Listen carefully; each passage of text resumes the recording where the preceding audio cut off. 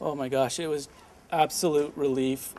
There was so much unknown, and the you just never know with a jury trial what can happen. So we were just, it was like a whole weight was lifted off our shoulders at that moment.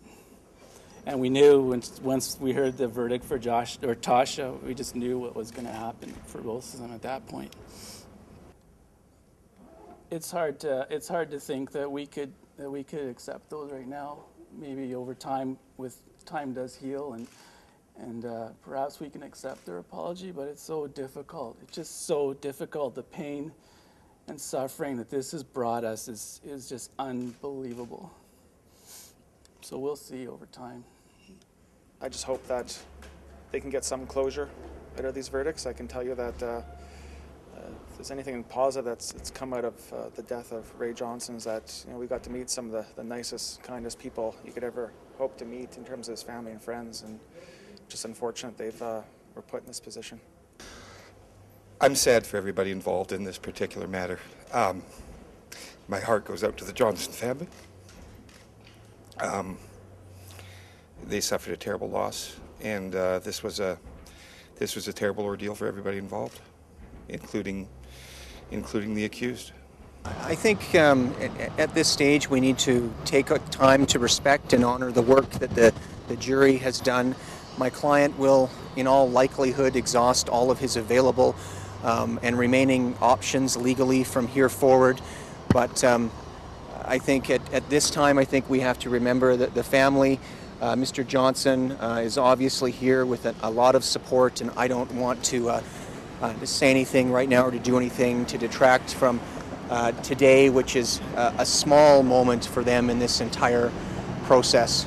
Also, I think it's important that we remember that both Tosha and in particular Jason Hubler were supported by some people, and this for my client's father was very difficult, obviously, when we heard the evidence coming out, and for any father this would have been difficult, and it was difficult for him as well. So today I say we just take a moment to remember the families and the friends that are involved, in particular the families and the friends for the deceased. I think it should be noted the police did a great job in the investigation. They gave us the evidence, the tools to go in there and argue for first-degree murder convictions, and it's a relief that we were able to present the evidence in an appropriate fashion. They lost someone very dear to them. It's I don't think anybody with human emotion could hear those and not be moved by them. I don't really been any thought of appeal. That's not something I've even addressed my mind to at this point, no. My name's Tracy Johnson. I'm Ray Johnson's grandson, as you know, and Ray Johnson raised me, so he was more like my dad. Although Ray is no longer with us, his memory and spirit lives on. It is important to us that his story and the senseless way that he was taken from us be remembered. We urge the flea market community to remember this story and to take precautions that something like this does not happen again. This has been a long and difficult process for our family and our friends. We have waited for this day for over 2 years, and we are relieved with the verdict, and we feel that justice for Ray has been served. Thank you very much.